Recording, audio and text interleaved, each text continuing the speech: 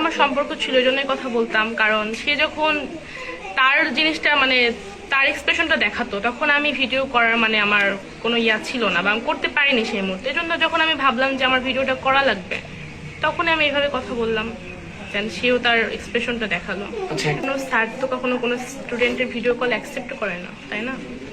তার সঙ্গে নিশ্চয়ই আমার অবৈধ সম্পর্ক ছিল বলে সে আমার ভিডিও কলটা রিসিভ করেছে।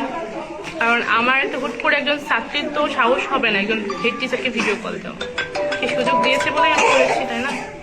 জানিয়েছিলাম না, কারণ সেই মুহূর্তে আমার কিছু ফ্রেন্ড সার্কেল জানতো, তারা বলতো যে সমস্যা নাই, কথা বলে দেখ। এটা কথা বলতে বলতে আর কি হয়ে গেছে। আমার শিক্ষক জানতো, তারই প্রিয় বন্ধু জামশেদ মাস্টার, তিনি জানতো।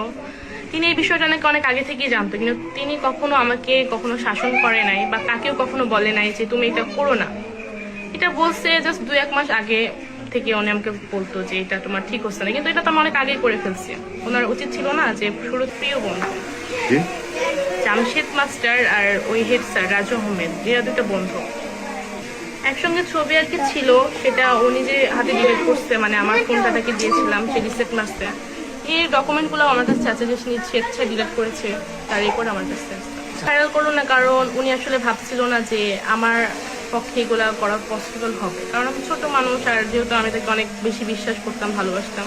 উনি ভেবেছিল কি ওনার বিরুদ্ধে কোনো স্টেপ হয়তো আর কখনো নিতে পারবো না, এটা ভেবেছিল।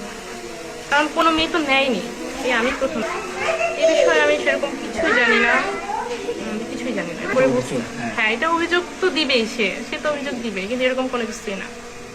কারণ তার প্রতি আমার পার্সোনাল কোনো রাগ নেই, বা আমার ফ্যামিলির যে রাগ থাকবে সেরকম কিছু না। বিয়ের প্রস্তাব দিয়েছিলাম, কিন্তু সে অ্যাকসেপ্ট করেনি। পরে আমিও ভাবলাম যে প্রয়োজন কি এরকম একটা মানুষের সঙ্গে রিলেশনে গেছি, ভালো কথা, বিয়ের কথা বলছিলাম, যেহেতু আমার রিলেশন ছিল তার সঙ্গে, কিন্তু সে কখনোই রাজি হয়নি। না, এটা তো ভিডিও ছাড়ার পরে তো আমি বলছিলাম বিয়ের কথা, যে যেহেতু ভাইরাল হয়ে গেছে চলো বিয়ে করে ফেলে, তখনও রাজি। অফারটা, কারণ সে আমাকে বলতো সবসময় যে তুমি অন্য কোথাও বিয়ে করলে সেখানে আরো বেশি ভালো হবে, তুমি তোমার হাজবেন্ডের মানে পরকীয়া চালিয়ে যেতে বলতো। এটা তো পসিবল না, কারণ ওনার মতো তো আমি না। অ্যামাউন্ট, আমি টাকা পয়সার কথা এখানে তুলতেই চাই না, আমি কোনো অপশন চাই না টাকা পয়সা, যে আমি এত টাকা অফার করছি তুমি এগুলো বন্ধ করে দাও। আমি তার বিচারের জন্য এটা করছি, হয়েছে, কিন্তু আমার কি করার বলেন? কখনোই কোনো কমিটি বলেন কখনোই স্টেপ নিত না, নেওয়া হয়নি। কারণ নিত না, কারণ আমি যতটুকু শুনছি, আমি কিন্তু এটা একদিনে ভেবে করিনি, শুনেছি যে তার বিরুদ্ধে কখনোই কোনো স্টেপ নেওয়া হবে না, নেওয়ার হলে অনেক আগে নেওয়া হবে, কারণ সে একবার না একাধিক ভার এগুলো করছে। প্রথমত তাকে পদত্যাগ করতে হবে, সাময়িকভাবে না স্থায়ীভাবে করতে হবে, এবং সে ভবিষ্যতে যেন কখনো কোনো মেয়ের সঙ্গে এগুলো করতে না পারে, বা করতে গেলে যেন 2বার ভাবে, সে বিচারটা আমি চাই। সে বিচারটা কিভাবে জনগণ করবে সেটা জনগণ জানে, কিন্তু এখানে টাকা পয়সা দিয়ে যে আমার মুখ বন্ধ করে রাখবে এরকম কিছুই না। হ্যাঁ, 3 বছরের সম্পর্ক ছিল তার সাথে, অনেক কথাবার্তা হয়েছে, জানি না শারীরিক সম্পর্ক পর্যন্ত গড়াইছে কিনা।